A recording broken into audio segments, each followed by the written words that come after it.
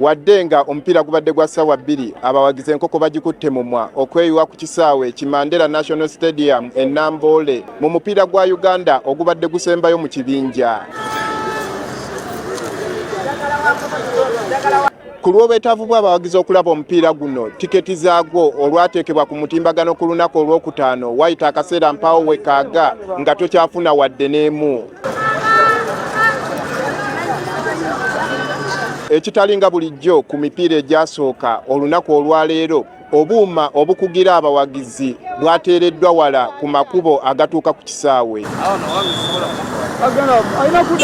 Wadde nga abantu babadde bajja mu bungi olw'enteekateeka ezaateereddwawo, ku miryango tekubadde nsindikagano.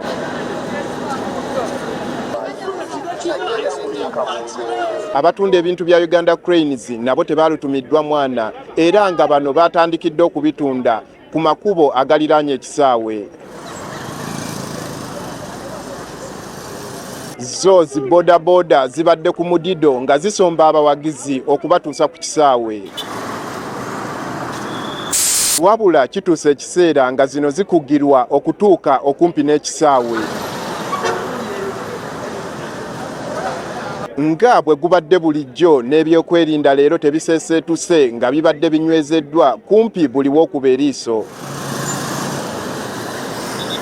Abo abazze n'ebyokulya n'okunywa babadde tebakkirizibwa kuyingira nabyo era nga babadde balagirwa okusooka okubinywa. Ku ssaawa 10:30 eggaali y'omukka nga bulijjo naye etandise okukola ogwayo ng'esaabaza abawagizi. Bano babadde bajjira mu ssanyu era nga betwogedde nabo babadde n'essuubi okuwangula omupiira ogwaleero. Leero tutidde tugenda wangula omupiira guno eno neera 2-0. Bannange omupiira Uganda egenda kuba 2-0. Twagalako jasika point kamuko kafe tuyitewo kyetuze kukima. Uganda Cranes olwaleero kigenda kukola ebyafaayo byotalabanga. Tugenda kuba goolo 5-0. N'abaana abato batubuulidde nga bwe bazze okuwagira ttiimu yaabwe era nga babadde basuubira obuwanguzi. Amannya gange nze Sisto David Dageya, nzize wano okulaba omupiira gwa Uganda era nsuubira Uganda egenda kuwangula. Nze kulaba mupiira era njagala tuwangule. Uganda egenda kukola etya? Uganda egenda kuba mu goolo 2.